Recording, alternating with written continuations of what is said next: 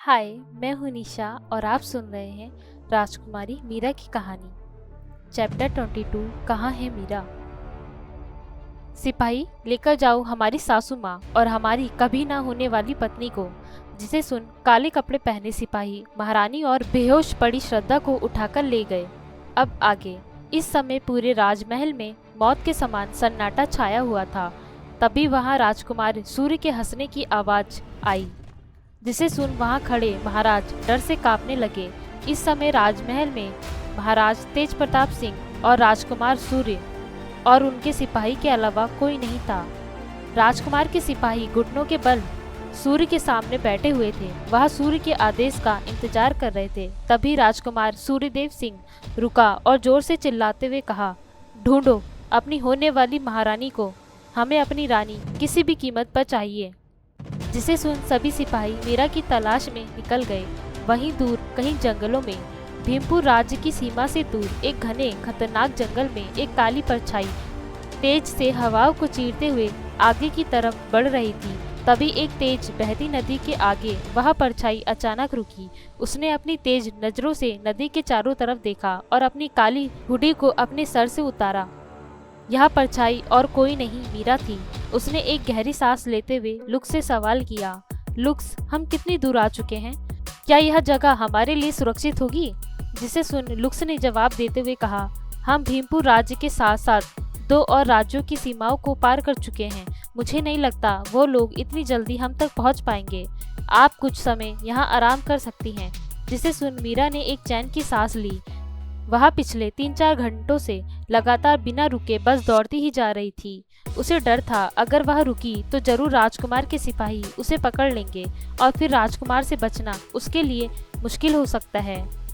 मीरा कुछ समय के लिए नदी के पास लगे बड़े से पेड़ के सहारे नीचे जमीन पर बैठकर आराम करने लगी। वह अपनी आंखें बंद कर आज की घटनाओं के बारे में सोचने लगी। उसे पहले से ही पता था कि रानी ने हलवे में जहर मिलाया है, पर मीरा ने ऐसा दिखावा किया जैसे उसे कुछ पता ही नहीं। उसने जानबूझकर हलवे खाने का नाटक किया और उनकी नज़र हटते ही हलवे को फेंककर मरने का नाटक किया, ताकि महारानी और श्रद्धा को लगे कि उनका बनाया प्लान सफल हो गया। और जैसा उसने सोचा था, उसे मरता देख रानी ने उसे अपने सिपाहियों की मदद से सुरक्षित राजमहल से निकलकर काले जंगल में फिकवा दिया, जहां सिपाहियों ने मीरा को बिना देखे ही उसे छोड़कर वहां से चले गए और जिसका फायदा उठाकर मीरा वहां से भाग निकली। तभी मीरा ने अपनी आंखें खोलते हुए लुक से कहा, तुम्हें क्या लगता है वह पागल राक्षस उन दोनों माँ बेटियों को जिंदा छोड़ेगा? जिसे सुन लुक्स ने थोड़ा सोचते हुए कहा, लगता तो नहीं है मुझे, परंतु जिस प्रकार के राजकुमार सूर्य हैं वह उन्हें इतनी आसान मौत तो कभी नहीं देंगे और शायद तब तक नहीं देंगे जब तक आप उन्हें ना मिल जाए। यह सुन मीरा ने हंसते हुए कहा, फिर तो दोनों माँ बेटी जिंदगी भर नर्क से भी बदतर जिंदगी जिएंगे, क्योंकि मैं तो कभी किसी के हाथ नहीं आऊंगी। अब उन्हें भी तो पता चले कि किसी को दर्द देकर जब उस दर्द की सजा मिलती है तो कैसा लगता है।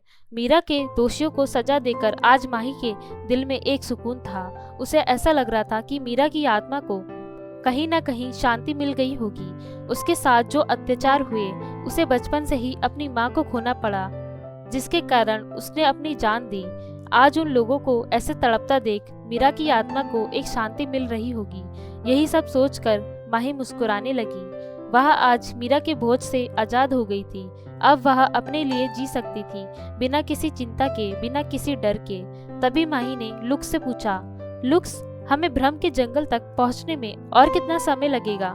जिसे सुनकर लुक्स ने कुछ समय सोचते हुए कहा, हो सकता है हमें 1 माह का और समय लगे। जिसे सुन माही ने कुछ नहीं कहा। यही एक ऐसा स्थान था जहां माही इन सभी चीजों से सुरक्षित रह सकती थी। वह दूसरी और तीसरी एकेडमी में नहीं जा सकती थी, क्योंकि वहां पहले से ही राजकुमार और मीरा के परिवार के सदस्य हो सकते थे जो उसके लिए खतरा बन सकते थे। माही अब कभी भी मीरा के अतीत में नहीं लौटना चाहती थी। उसने आज से ही अपने जीवन की नई शुरुआत करने की ठान ली थी। अब वह कभी भी यहाँ वापस नहीं आने वाली थी। उसने सोच लिया था कि वह अपनी नई जिंदगी को एक नई पहचान के साथ अपने नए सफर पर निकलेगी। आज रात माही ने इसी जंगल में आराम किया। सुबह होने से पहले ही माही इस जंगल से निकल गई। उसे पता था यह स्थान उसके लिए ज्यादा देर सुरक्षित नहीं है। इसी तरह चलते हुए माही ने कई छोटे कस्बों और राज्यों को पार किया। उसे हर जगह एक नया अनुभव करने को मिला। यह दुनिया सच में बहुत ही विचित्र और हजारों राजों से भरी हुई थी। यहाँ हर कदम पर उसे कुछ नए दुश्मन मिले। इस दुनिया में ऐसे कई प्राणी और जीव थे जिन्हें माही ने अपने पिछले जन्म में कभी देखने के बारे में सोचा भी नहीं था। माही ज्यादातर जंगलों के बीच से ही अपना रास्ता तय करती, क्योंकि राजकुमार के सिपाही उसे जगह जगह तलाश रहे थे। जब वह एक राज्य में रुकी तो वहां खाना खाने के लिए एक छोटे से रेस्टोरेंट में रुकी, जहां उसने एक काले कपड़े पहने सिपाही को उसके बारे में पूछताछ करते हुए सुन लिया था। उनके पास उसके कई चित्र थे जो शायद राजकुमार ने ही बनवाए थे, जिन्हें देख माही को इतना तो अंदाजा हो गया था कि जरूर राजकुमार को उसके जीवित होने पर शक है, क्योंकि वह उसकी शक्तियों से भली भांति परिचित था। इसलिए माही ने गलती से भी किसी भी इलाके में अपने चेहरे से नकाब को नहीं निकाला। उसने अपना नाम भी बदल दिया। अब वह अपने पुराने जीवन का नाम इस्तेमाल करने लगी। जब कई जगहों पर उसे लगता कि यहाँ खतरा है तो वह अपना रूप किसी लड़के के रूप में बदल लेती, पर वह इस रूप को ज़्यादा समय के लिए उपयोग नहीं कर सकती थी, क्योंकि इसमें उसकी काफ़ी ऊर्जा इस्तेमाल होती। इस सफ़र में माही ने ऐसे कई खतरों का सामना किया और कई तकनीकें लुक्स की मदद से सीखी कि अब उसकी शारीरिक और मानसिक क्षमता दोनों ही काफ़ी बेहतर हो गई थी। उसने अपने दूसरे तत्व को भी जागृत कर लिया था और पहले तत्व की शक्ति और अधिक बलवान हो गई थी। इसलिए माही ज्यादातर जंगलों के बीच से ही अपना सफर तय करती, ताकि वह राजकुमार के लोगों से बच सके और उसकी ट्रेनिंग भी अच्छी तरह हो सके। जंगलों में अनेक खतरनाक जानवर, कई खतरनाक जंगली पौधे और अन्य कई तरह के ऐसे जीव थे जो माही को स्ट्रॉन्ग बनाने में बहुत मदद करते थे। इन्हीं सब के कारण ही माही ने जहर और चिकित्सा उपचार के बारे में काफी कुछ जान लिया, जिसमें उसकी मदद लुक्स ने की। उसे काफी सारी नई नई तकनीकें सीखने में मदद की। इसी तरह सफर करते हुए माही आज फिर एक छोटे से कस्बे के पास पहुंची। यह जगह भ्रम के जंगल से काफी पास थी। यहाँ से भ्रम के जंगल में जाने के लिए बस एक दिन का समय लगता, जिसे जानकर माही बहुत खुश थी। आखिरकार इतने दिनों की मेहनत के बाद माही अपनी मंजिल पर पहुंच गई थी, जिसकी खुशी माही के चेहरे पर साफ साफ दिखाई दे रही थी। उसने ध्यान से उस कब्जे की जांच की। यहाँ बहुत ही कम संख्या में लोग रहते थे। इस जगह पर माही को कहीं भी औरतें या बच्चे नजर नहीं आए, जिसका कारण तो माही को पता नहीं था, पर वह इतना जान गई थी कि यह जगह जो बाहर से इतनी शांत लग रही है, जरूर अंदर से काफी खतरनाक है। पर माही को ज्यादा समय के लिए यहाँ नहीं रुकना था। उसे यहाँ से कुछ जड़ी बूटियां और हथियार खरीदने थे, ताकि माही जंगल में आने वाले खतरों का सही ढंग से सामना कर सके। अब तक माही ने जितने भी जंगलों को पार किया था, अगर वो इतने खतरनाक है तो भ्रम के जंगल को तो इस दुनिया का सबसे खतरनाक जंगल कहा जा सकता होगा। इसलिए माही कोई भी लापरवाही नहीं करना चाहती थी। उसने आसपास अपनी नजरें फेरी, तभी उसे एक छोटी और पुरानी सी शॉप नजर आई, जिसे देख माही आगे की तरफ बढ़ गई। दुकान बाहर से जितनी पुरानी थी, अंदर से उसकी हालत कुछ खास अच्छी नहीं थी। उसने दुकान के आसपास देखा, तभी उसकी नज़र एक बूढ़े व्यक्ति पर गई, जो इस समय अपने टेबल पर सर रखकर सो रहा था। माही चलकर टेबल के पास गई। उसने एक बार टेबल खटखटाया, जिसकी आवाज़ सुन वह बूढ़ा व्यक्ति अपनी आंखें खोलकर अलसाई आवाज में बोला, जो चाहिए वह ले लो और पैसे यहाँ रख कर जाओ। जिसे सुन माही ने कुछ नहीं कहा। उसने दुकान में आसपास देखा, अपनी ज़रूरत की सारी वस्तु इकट्ठा कर उसने सारा सामान बूढ़े व्यक्ति के पास रखा। उसने एक लड़के की आवाज़ में कहा, कितना हुआ? जिसे सुन उस बूढ़े व्यक्ति ने माही की तरफ देखा, जो ब्लैक हुडी में पूरी तरह ढकी हुई थी, जिससे यह पहचानना भी मुश्किल था कि वह लड़का है या लड़की। उसने माही से नजरें हटाकर सामने रखे सामान की तरफ ध्यान से देखा, तभी उसने कहा, भ्रम के जंगल में जा रहे हो? जाओ, एक और जाओ, उसके बाद कभी वापस मत आओ। इतना कह उसने अपना सर हिलाकर माही से 4 चांदी के सिक्के मांगे। माही ने उसकी बातों पर ज्यादा ध्यान नहीं दिया और उसे उसके पैसे देकर बाहर की तरफ जाने लगी। वहीं उस अनजान लड़के को बिना किसी बहस के पैसा देता देखकर उस बूढ़े व्यक्ति ने उसे जाते देख कहा, कहीं भी जाना, पर जंगल की दक्षिण दिशा की तरफ मत जाना। इतना कह वह आदमी फिर से सो गया। वहीं उसकी बातों को सुन माही के चलते कदम अचानक रुक गए। उसने पीछे मुड़कर देखा। वह बूढ़ा व्यक्ति फिर से सो गया था। माही ने कुछ समय उसे देखा और फिर बाहर की तरफ चली गई।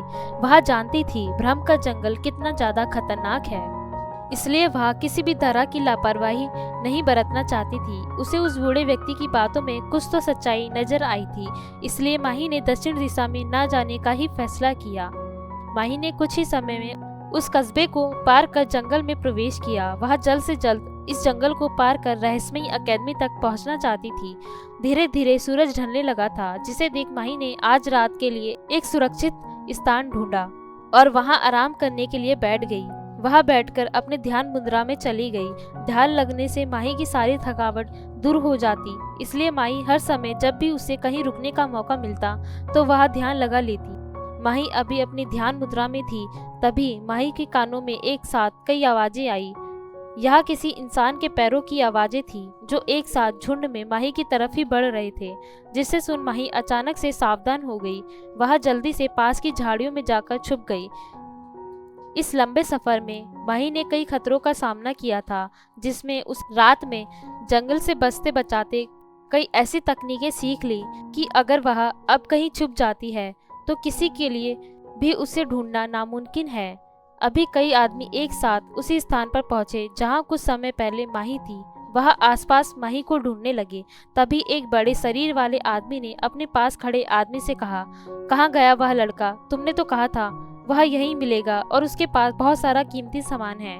जिसे सुन दूसरे आदमी ने थोड़ा डरते हुए कहा, सरदार, मैं सच कह रहा हूँ, मैंने उस लड़के को इसी दिशा में आते हुए देखा है। देखो, यहाँ उसके कुछ पैरों के निशान भी हैं। वह जरूर यहीं कहीं आसपास होगा और मैं झूठ नहीं बोल रहा। उसके पास बहुत सारा धन है। उसने उस बूढ़े दुकानदार को 4 चांदी के सिक्के दिए थे, वह भी बिना किसी मोल भाव के, तो पक्का उसके पास बहुत सारा धन होगा। जिसे सुन सरदार ने अपने सभी साथियों को माही को ढूंढने के लिए कहा। वही माही जिसने उनकी सारी बातें सुन ली थी, उसे इतना तो पता चल गया था कि ये लोग उसे यहाँ लूट कर मारने के इरादे से आए हैं, क्योंकि जिस तरह के ये व्यक्ति थे वह उसे लूटने के बाद जिंदा तो नहीं छोड़ते। इसलिए माही ने इन सभी को मारने की योजना बना ली। वह आदमी सभी अलग अलग दिशाओं में फैल गए थे, जिनसे उन्हें मारना माही के लिए बहुत आसान हो गया था। अभी उसके सामने 2 आदमी खड़े थे जो आपस में बातें करते हुए उसे ढूंढने की कोशिश कर रहे थे। वहीं बाकी सब उनसे काफी दूर थे। जिस मौके का फायदा उठाते हुए माही ने अपनी नुकीली सुइयां निकाली। जंगल में रहते हुए माही ने कई खतरनाक जहरों के बारे में जान लिया था, जिनका इस्तेमाल कर अब माही अपनी रक्षा कर सकती थी। उसने बिना किसी आवाज किए वह सुइया उन दोनों की दिशा में फेंकी। पलक झपकते ही वह दोनों आदमी जहर के कारण जमीन पर गिरकर मर गए। जिसे देख माही मुस्कुरा दी। सच में यह जहर बड़े काम के थे, एक ही पल में किसी का भी खात्मा कर सकते थे। माही अपनी जगह से टेलीपोर्ट होकर एक बड़े पेड़ के ऊपर पहुंच गई। यहाँ से वह अपने आसपास का पूरा नज़ारा देख सकती थी। यहाँ 3 लोगों का ग्रुप था, जिसमें 2-2 लोग शामिल थे। माही ने 2 लोगों को पहले ही मार दिया था। बाकी बचे 4 लोग, 2 और व्यक्ति को माही ने इसी तरह मार दिया। अब बस उसे टोली का सरदार और उसका वह आदमी बचा था। पर माही को यह लोग बाकियों की तरह साधारण नहीं लगे। वह छोटा आदमी भले ही साधारण हो, पर यह सरदार काफी ताकतवर लग रहा था। जिसे देख माही को इतना तो पता चल गया था कि उसे इन लोगों के सामने आना ही होगा। उसने जल्दी से अपने नुकीले चाकू को निकाला और टेलीपोर्ट होकर उन दोनों के पीछे आ गई। उसने बिना उन्हें एक मौका भी दिए तुरंत दोनों का गला एक साथ काट दिया। जिसे महसूस कर सरदार गुस्से में पीछे की तरफ पलटा और माही के ऊपर अपनी शक्ति का प्रयोग किया, पर उससे पहले ही माही ने एक धारदार चाकू उसके सीने के आर पार कर दिया। कल हमारे मेल लीड और फीमेल लीड की पहली मुलाकात होने वाली है। इस एपिसोड के लिए हमारे चैनल को सब्सक्राइब करें और बेल आइकन को प्रेस करें। और आपको ये स्टोरी कैसी लग रही है कमेंट बॉक्स में जरूर बताएं। तब तक के लिए बाय।